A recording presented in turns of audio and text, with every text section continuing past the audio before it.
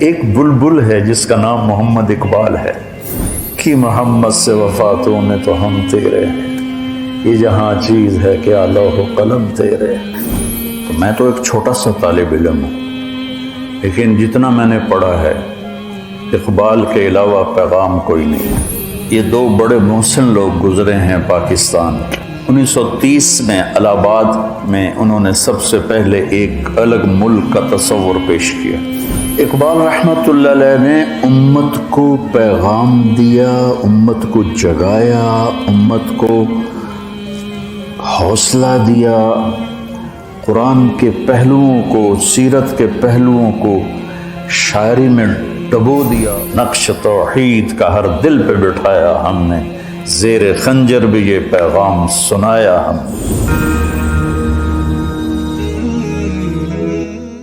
بسم اللہ الرحمن الرحیم، والصلاة والسلام علی رسولہ الکریم وعلی آلہ وصحبہ اجمعین۔ اللہ تعالیٰ نے آدم علیہ السلام کو تمام علوم سکھائے، وعلم آدم الاسماء کلہا۔ تو اس سے علماء فرماتے ہیں کہ قیامت تک جتنے علوم وجود پائیں گے، جو موجود ہیں، جو پیچھے مٹ گئے، جو آگے نئی ایجادہ، الاسماء پر الف لام اور تاکید کلہا کے ساتھ، صرف شریعت نہیں، ہر چیز کا علم اللہ نے دیا۔ تو انسان کو اللہ نے بولنے والا بنایا۔ الرحمن اللہ کی سب سے پیاری صفت، جس سے اللہ ساری پیاری ہیں، پر جس کو اللہ نے خود اہمیت سے بتایا ہوتا ہے۔ الرحمن کون ہے؟ علم القرآن۔ اور رحمان ہونے کا کیا نظارہ ہے؟ خلق الانسان۔ اس میں کیا نظارہ ہے؟ علمہ البیان۔ ہم میں اور جانور میں، پرندے میں کیا فرق ہے؟ یہ چار بڑے دھماکے ہیں جو سورہ رحمان کے شروع ہوتے ہی ہوتے ہیں۔ جب تھوڑا سا ہمارا ذوق سلیم ہو، یعنی ذوق، ادبی ذوق ہو، تو سبحان اللہ کا کلام ہی ایک غذا بھی ہے اور دوا بھی ہے اور نغمہ بھی ہے اور ساز بھی ہے، سر بھی ہے، بربط بھی ہے، تار بھی ہے۔ الرحمن، بسم اللہ الرحمن الرحیم سے قرآن شروع کیا۔ رحمان رحیم ایک چیز ہے۔ کیا ہے تیری رحمت؟ علم القرآن۔ آپ پر سب سے زیادہ رحمت ہو رہی ہے کہ آپ قرآن سیکھ رہے ہیں۔ اور تیری رحمت کیا ہے؟ خلق الانسان، تجھے پیدا کیا احسن تقویم، تیرے جیسا کوئی بنایا ہی نہیں اور مخلوق۔ اور میری خصوصیت کیا ہے؟ علمہ البیان، تجھے بولنا سکھایا، تجھے بولنا سکھایا۔ اور وَمِنْ آيَاتِهِ خَلْقُ السَّمَاوَاتِ وَالْأَرْضِ وَاخْتِلَافُ أَلْسِنَتِكُمْ وَأَلْوَانِكُمْ۔ ہم ایک ماں کی اولاد ہیں، ایک باپ کی اولاد ہیں۔ آپ کے صرف پاکستان میں 50 زبانیں بولی جاتی، یہ مختلف کیسے ہوگی؟ اللہ کہتا ہے یہ میری نشانی ہے۔ یہ سرحد سے گدھا لے کر آؤ، لاہور سے گدھا لے کر آؤ، اور ادھر سکر سے گدھا لے کر آؤ، اور کوئٹہ سے کھوتا لے کر آؤ، چاروں ایک دوسرے کو سلام دعا کریں گے، حال حوال پوچھیں گے۔ تو پنجابی اکٹھا کرو، پٹھان اکٹھا کرو، بلوچ اکٹھا کرو اور سندھی اکٹھا کرو، وہ سارے ایک دوسرے کے لیے گونگے بیٹھے ہوں گے۔ تو اللہ کہتا ہے یہ میری نشانی ہے کہ میں نے تمہیں بولنا سکھایا۔ ہاں، جنت میں ایک ہی زبان ہو جائے گی، وہ عربی۔ اسے کہتے ہیں زبان زبر کے ساتھ، اور بولی کو کہتے ہیں زباں پیش کے ساتھ، فرق رکھا کرو۔ اس میں ایک شعر بھی ایک علم ہے۔ شعر شعور سے ہے، وہ کلام جو شعور میں حرکت دے دے، ہلچل مچا دے، جوش آ جائے، چشمے بھی ابل ابل کے اچھل اچھل کے گرنے لگیں، انسانی دل پھڑکنے لگیں، اور ایک سادہ سی بات اتنی طاقتور بن کے دل پہ اترے کہ پورا وجود کانپ جائے۔ تو اس لحاظ سے پہلے شاعر آدم علیہ السلام ہی ہوں، چونکہ اللہ نے ان کو ہر علم دیا، تو پہلے شاعر حضرت آدم علیہ السلام ہی ہیں۔ پھر شاعری کا موضوع بن گیا عشق، معاشقہ، بہادری، خوشامد، یہ بن گیا۔ تو ایک عرب کہتا ہے قالوا حجرت الشعر قلت ضرورتا، ارے بھائی شعر کہنے کیوں چھوڑ دیے؟ کہا یار مجبوری ہے، باب الدواعی والبواعث مغلق، جس کی وجہ سے شعر کہا جاتا ہے وہ وجہ ہی نہیں پائی جا رہی۔ اچھا جی شاعر صاحب کیا وجہ ہے؟ کہ خلت الدیار، لاہور خالی ہو گیا، فلا کریم یرتجا، کوئی سخی لبدہ ہی نہیں، منہ النوال ولا ملیح یعشق، نہ کوئی معشوق ملتی ہے اور نہ کوئی سخی ملتا ہے، تو شعر کی آنکھاں خاک آنکھاں۔ تو یہ موضوع بن گیا اشعار کا۔ شعر میں کوئی پیغام دے کر اگر گیا ہے، تو میں تو ایک چھوٹا سا طالب علم ہوں، لیکن جتنا میں نے پڑھا ہے اقبال کے علاوہ پیغام کوئی نہیں ہے، اتنا جامع پیغام رحمت اللہ علیہ۔ عربی شجاعت علی تقتحم الفوارس ہاکذا عنی وعنہم خبروا اصحابی، یہ اپنے دشمن کو قتل کرنے کے بعد شاعر کہہ رہا ہے سارے انو دس دیو اے ہویا پہ جائے، وَصَدَرْتُ حِينَ تَرَكْتُهُ مُتَجَدِّلًا كَالْجَزْعِ بَيْنَ دَكَادِدٍ وَرَوَابِ، جب میری تلوار چلی تو پھر وہ ایسے گرا جیسے کھجور کا تنا گرتا ہے، پڑا ہوا تھا۔ یہ تو شاعر اسلام ہے حضرت علی۔ اور شاعر جاہلیت یدعون عنتر والرماح كأنها اشطان بیر فی لبان الادہم ما زلت ارمیہم بغرۃ وجہہ ولبانہ حتی تسربل بالدم۔ یہ ایک ہے اسلوب اور طریقہ اشعار کا کہ اپنی دلیری بہادری بیان کرنا۔ رب لا تجعل موتتی بین النساء النوائح، یا اللہ مجھے گھر میں نہ مارنا، ولیکن قتیلا یدرج الطیر من جوانحی، مجھے ایسے مارنا کہ میں قتل ہوں اور کوے میرا خون پئیں، میری نسوں سے نکال کے، اور پرندے میرے گوشت کی بوٹیاں نوچیں۔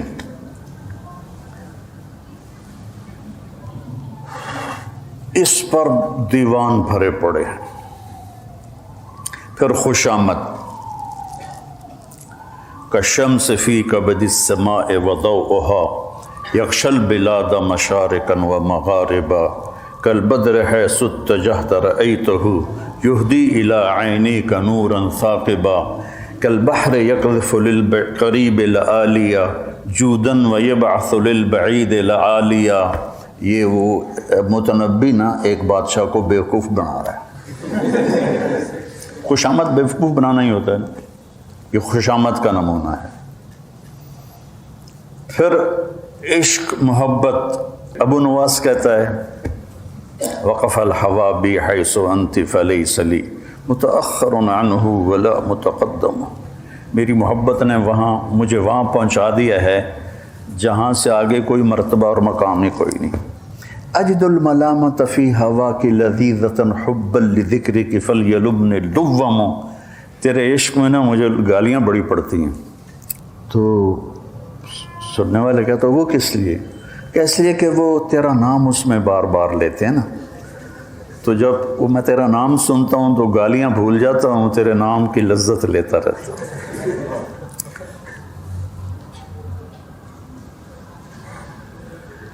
اس پر سارا زور لگا ہے شعراء کا۔ اب ہم آتے ہیں اقبال کی شاعری کی طرف۔ یہ اقبال نے بڑی تھوڑی عمر پائی، 61 سال، 61 سال کی عمر پائی۔ 1877 میں پیدا ہوئے، 1938 میں انتقال ہوا۔ ہماری جماعت گئی 96 میں انڈونیشیا۔ اس وقت جنرل حبیبی صدر انڈونیشیا تھا، تو اس سے ملنے گئے تو اس نے کہا، ڈاکٹر اشفاق صاحب رحمۃ اللہ علیہ تھے، یہ طاہر اشفاق اور طارق اشفاق کے والد، ان سے کہا کہ آپ کو پتہ ہے ہم نے جنگ آزادی کی ابتدا کیسے کی؟ میں نے کہا یہ ہماری تو پہلی ملاقات ہے۔ کہا آپ کے اقبال کی شاعری اور آپ کے لیڈر محمد علی جناح رحمۃ اللہ علیہما، اس کی تقریریں اور ان کی شاعری کو ہم نے انڈونیشین زبان میں ٹرانسلیٹ کروایا اور پھر اپنے قوم کو اس پر اٹھایا اور ابھارا اور پورا ملک آزاد کروا لیا۔ یہاں اب تو خیر سب کچھ چلا گیا، یہاں والوں کو نہیں پتہ اقبال کون ہے، تو باہر کسی کو کیا پتہ ہوگا؟ محمد علی جناح کون ہے، باہر والوں کو کیا پتہ ہوگا؟ انہوں نے بیٹا پیغام پہنچایا، اور بڑی زندگی کے آخری 30 برس پہلے ان کا ذہن اور تھا۔ انگلینڈ گئے پڑھنے، اور وہاں کا فلسفہ پڑھ کے ذہن غلط اور ہونے کے بجائے سیدھا ہو گیا۔ تو انہوں نے اپنے نبی کو پڑھا، قرآن کا مطالعہ کیا، اور پھر ان کے منہ سے الفاظ نہیں، پھول گرتے تھے اور شعلے کبھی بھڑکتے تھے۔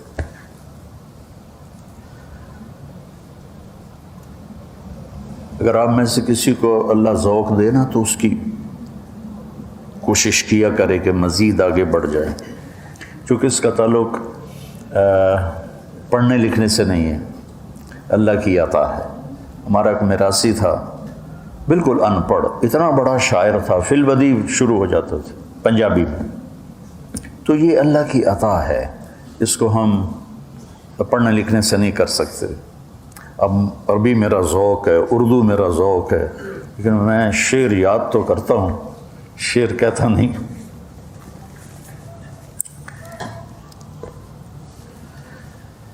اقبال رحمۃ اللہ علیہ نے امت کو پیغام دیا، امت کو جگایا، امت کو حوصلہ دیا، قرآن کے پہلوؤں کو، سیرت کے پہلوؤں کو شاعری میں ڈبو دیا۔ اور مولانا علی میاں رحمۃ اللہ علیہ فرمایا کرتے تھے کہ اقبال کی فارسی کی شاعری اردو شاعری سے بھی، ان کی اردو شاعری سے بھی زیادہ بلند ہے۔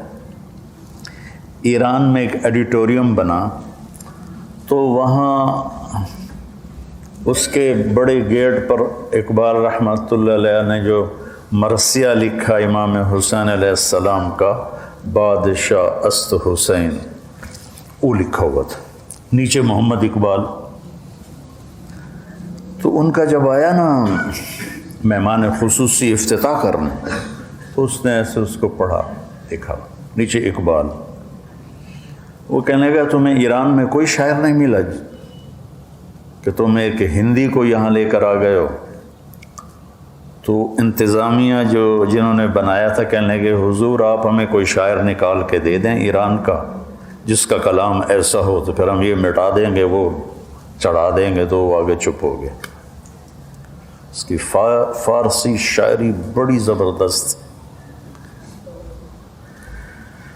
تو امت کو پیغام اللہ سے باتیں، کیوں ضیاءکار بنوں سود فراموش رہوں، فکر فردا نہ کروں محو غم دوش رہوں، نالے بلبل کے سنوں اور ہماتن گوش رہوں، ہم نوا میں بھی کوئی گل ہوں کہ خاموش رہوں۔ اب یہ وہ اللہ سے بات کرنا چاہتا ہے، امت کو ماضی یاد دلانا چاہتا ہے۔ ساز خاموش ہیں فریاد سے معمور ہیں ہم، نالا اگر لب پہ آتا ہے تو مجبور ہیں ہم۔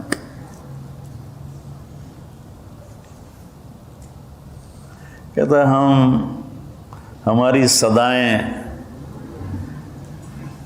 گونجتے گونجتے گونجتے گونجتے ہمارے سازوں کے تار ہی ٹوٹ گئے، تو ہم ساز خاموش بن گئے۔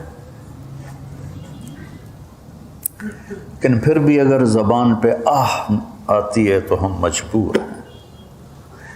تھوڑے تھوڑے نمونے سنا تو سارا دن، اب وہ پلٹے اس طرف کہ یا اللہ ہم نے تیرے دین کے لیے کیا کیا، تھے ہم ہی ایک تیرے مارے کا آراؤں میں، خشکیوں میں کبھی لڑتے کبھی دریاؤں میں، دی اذانیں کبھی یورپ کے کلیساؤں میں، کبھی افریقہ کے تپتے ہوئے صحراؤں میں، شان آنکھوں میں نہ جچتی تھی جہاں داروں کی، کلمہ پڑھتے تھے ہم چھاؤں میں تلواروں کی، تجھ سے سرکشفہ کوئی تو بگڑ جاتے تھے، تیر کیا چیز ہے ہم توپ سے لڑ جاتے تھے، نقش توحید کا ہر دل پہ بٹھایا ہم نے، زیر خنجر بھی یہ پیغام سنایا ہم نے۔ کیا شاعر!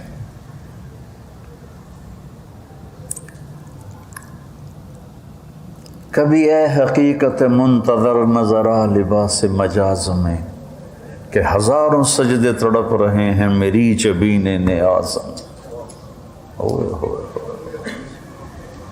جو میں سر بسجدہ زمیں ہوا تو زمیں سے آنے لگی صدا، تیرا دل تو ہے صنم آشنا، تجھے کیا ملے گا نماز میں۔ وَإِذَا قَامُوا إِلَى الصَّلَاةِ قَامُوا كُسَالَىٰ۔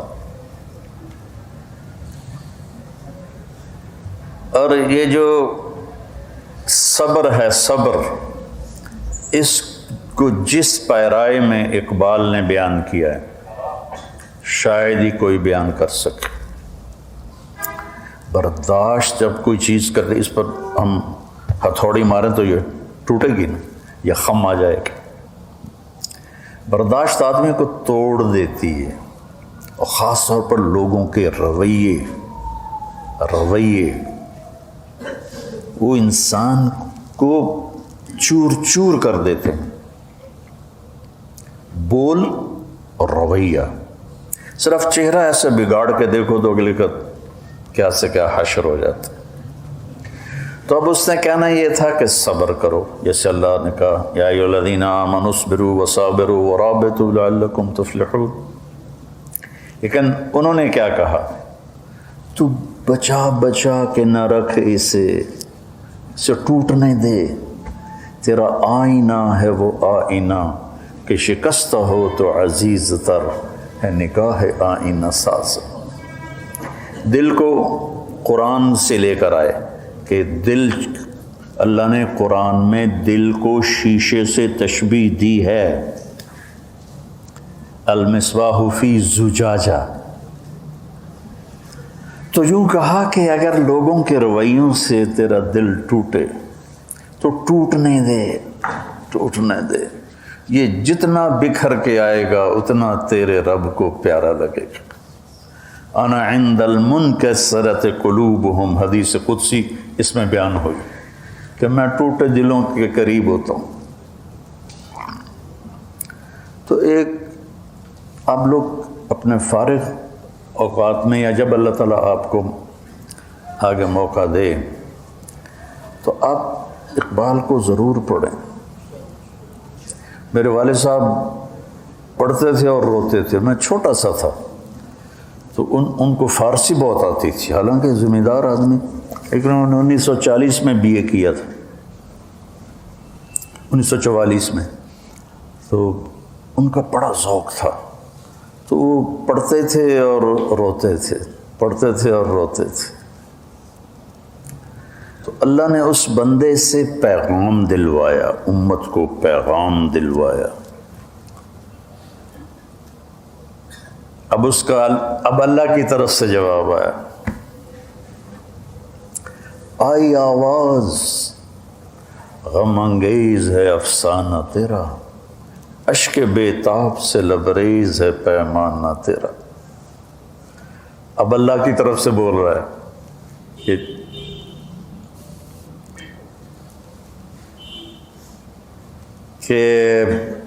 میرے گلے کے بدلے میں جواب آیا، ہاں میرے بندے واقعی بڑی دکھی کہانی ہے تیری، اور بڑے بےتاب آنسوؤں میں بھیگی ہوئی ہے کہانی تیری، لیکن ہم کیا کریں، ہم تو مائل بکرم ہیں، کوئی سائل ہی نہیں، راہ دکھلائیں کسے راہ رو منزل ہی نہیں، تم ترستے ہو کلی کو وہ گلستاں با کنار۔ ایک مصرع ہے یہ، تو وہ پھر جواب شکوہ آتا ہے کہ میں تو دینے کو تیار ہوں، آؤ تو صحیح، ہم تو مائل بکرم ہیں، آ جاؤ، کوئی مانگے تو صحیح، کسے راہ دکھلاؤں، کوئی راہ ڈھونڈنے والا، کوئی راہ کا تلاش کرنے والا، کسی رہبر کی تلاش میں ہو تو میں راستہ دکھلاؤں۔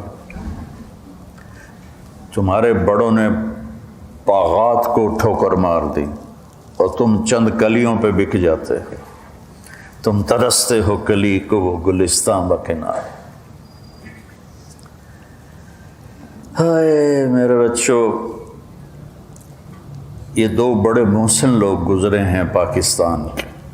1938 میں ان کا انتقال ہوا، 1930 میں الہ آباد میں انہوں نے سب سے پہلے ایک الگ ملک کا تصور پیش کیا کہ ہمیں ایک الگ ملک چاہیے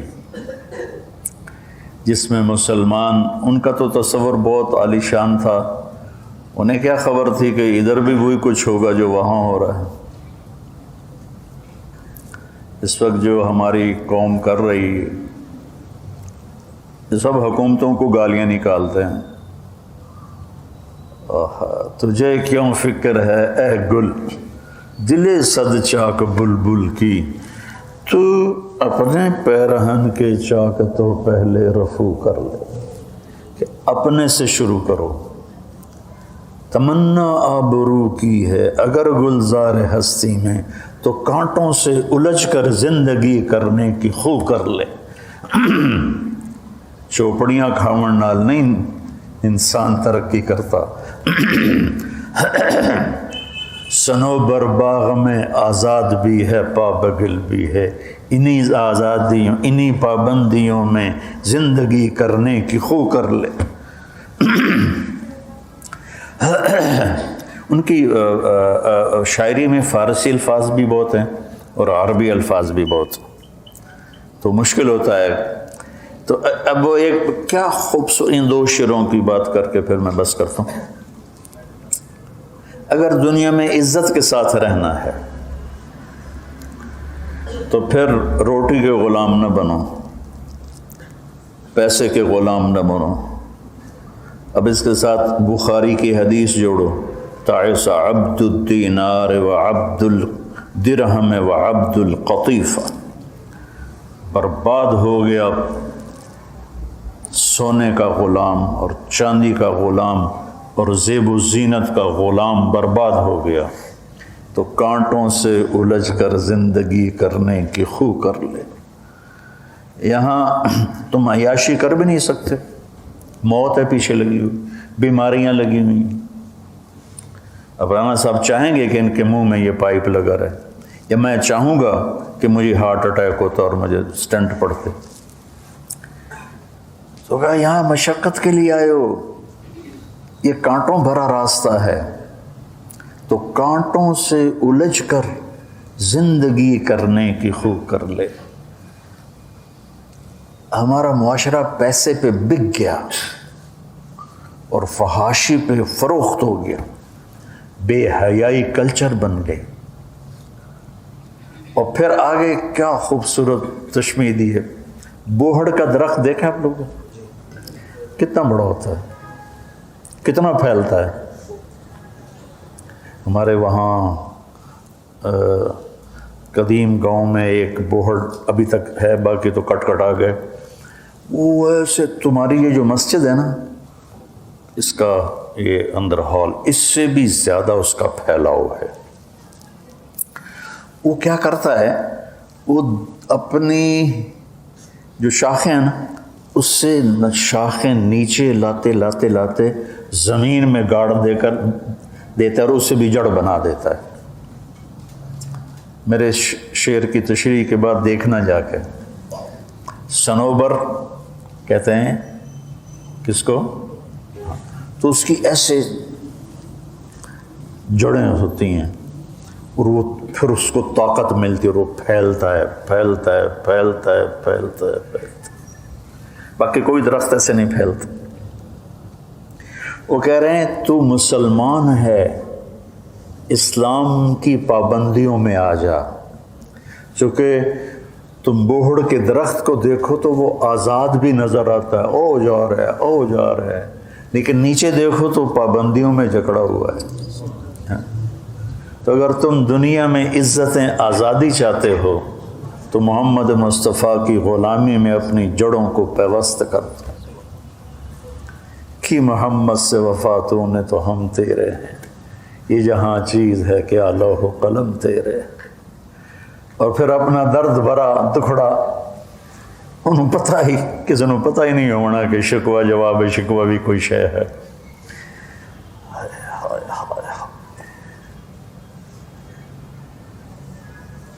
ایک بلبل ہے، ایک بلبل ہے جس کا نام محمد اقبال ہے، ایک بلبل ہے کہ محو ترنم اب تک وہ اپنے نغمے الاپ رہا ہے، اس کے سینے میں ہے نغموں کا تلاطم اب تک، اس کے سینے میں نغمے ابلتے ہیں مچلتے ہیں، قید موسم سے رہی آزاد رہی طبیعت اس کی، نہ اس نے بلبل نے کبھی خزاں دیکھی، وہ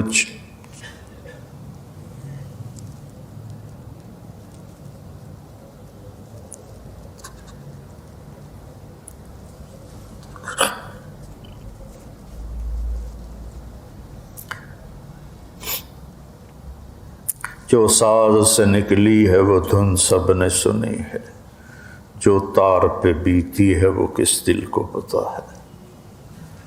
وہ بلبل خزاں میں بھی تڑپتی رہی اور بہار میں بھی تڑپتی رہی، خزاں میں بھی نغمے اس کے گونجتے رہے اور بہار میں بھی گونجتے رہے۔ کاش، میں دوبارہ کہوں، قید موسم سے طبیعت رہی آزاد اس کی، کاش گلشن میں کوئی سمجھے فریاد اس کی۔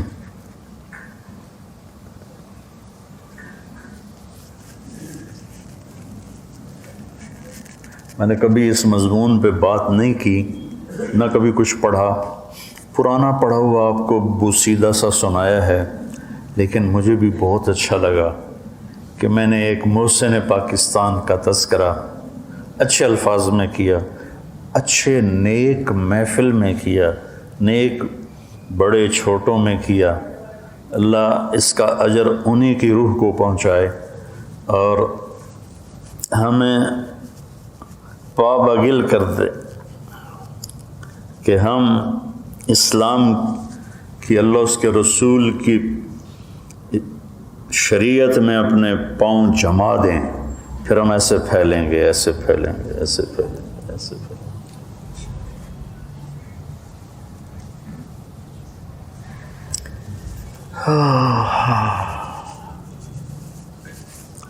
پرواز ہے دونوں کی اسی ایک فضا میں، کہا یہ اسی آسمان میں گدھ بھی اڑ رہا ہے اور عقاب بھی اڑ رہا ہے، شاہی کا جہاں اور ہے، کرگس کا جہاں اور ہے۔ شاہین تازہ گوشت کا شکار کرتا ہے اور گدھ جب بدبودار ہو جاتا ہے جیفا میت تو اس کو جا کے نوچتا ہے، کھاتا ہے۔ ہم کینیا گئے 2015 میں، چلا تھا 8 ملکوں کا سفر، تو میں نے کہا یار جنگل بھی دکھا دو، پتہ نہیں دوبارہ آنا تک۔ تو وہاں سے ہم نے 2 گھنٹے کی فلائٹ لی، چھوٹا سا جہاز تھا 14 سیٹوں کا، تو اس میں ہم جنگل میں گئے۔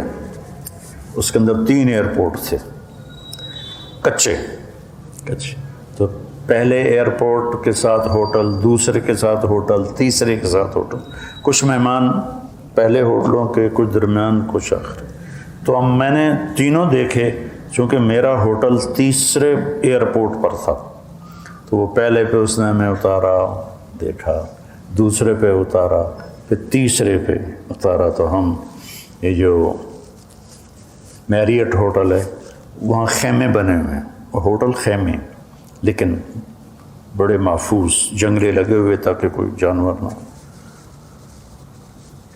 تو ہم صبح نکلے جنگل کو دیکھنے کے لیے، گائیڈ ہمیں لے کے چلا، تو بہت کچھ دیکھا، لیکن جو اس شعر کی مناسبت سے مجھے یاد آیا ہے کہ پرواز ہے دونوں کی اسی ایک فضا میں، کرگس کا جہاں اور ہے جہاں شاہی کا جہاں اور، کہ ایک وہ تھے جنہوں نے اللہ کو راضی کیا، ان کی دنیا اور تھی۔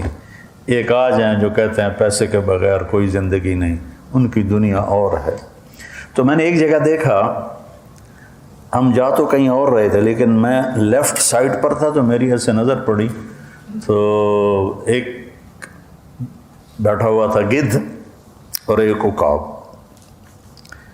گدھ عقاب سے بڑا ہوتا ہے، وہ ایک ڈھانچہ پڑا ہوا تھا، ڈھانچہ، پنجر، وہ انہوں کھدی جاندہ ہے، اور عقاب جو تھا نا وہ تازہ چائے کے مزے لے رہا تھا۔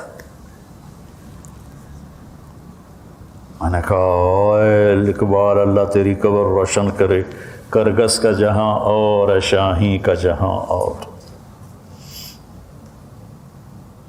تو بیٹا کرگس نہ بنو کہ دنیا کے دیوانے بن جاؤ، امتی بنو، فرقہ واریت سے نکلو، داعی بنو۔ مدرسوں کی کمی نہیں ہے، ضرورت سے زائد ہیں، ضرورت سے زائد ہیں، لیکن جیسے جوان پیدا کرنے ہیں اس میں نتیجہ بہت تھوڑا ہے۔ میں چاہتا تھا اللہ یا اللہ میرے ذریعے سے ایک ایسی نسل تیار کر جو امتی ہوں، جو بندی بریلویوں کے لیبل نہ ہو، اہل حدیث کے لیبل نہ ہو، امتی ہوں، جو داعی ہوں، جو اللہ کے پیغام کو لے کے پھرنا اپنی سعادت سمجھ، کبھی عرش پر کبھی فرش پر۔ یہ تو پروین شاکر کا ایک قریب کی شاعرہ ہے، کبھی عرش پر کبھی فرش پر، کبھی ان کے در کبھی در بدر، غم عاشقی تیرا شکریہ میں کہاں کہاں سے گزر گیا۔ وہ تو کہتی میں کہاں کہاں سے گزر گئی، میں نے اس کو یا کر لیا ہے، کیونکہ میں تو اپنی زبان میں کہتا ہوں، میں اس کے لیے بھی یقین مانو اصال ثواب کرتا ہوں، مجھے اس کا یہ شعر اتنا پسند ہے۔ کبھی عرش پر کبھی فرش پر، کبھی در بدر کبھی ان کے در، غم عاشقی تیرا شکریہ میں کہاں کہاں سے گزر گیا۔ تم داعی بنو، تم امتی بنو۔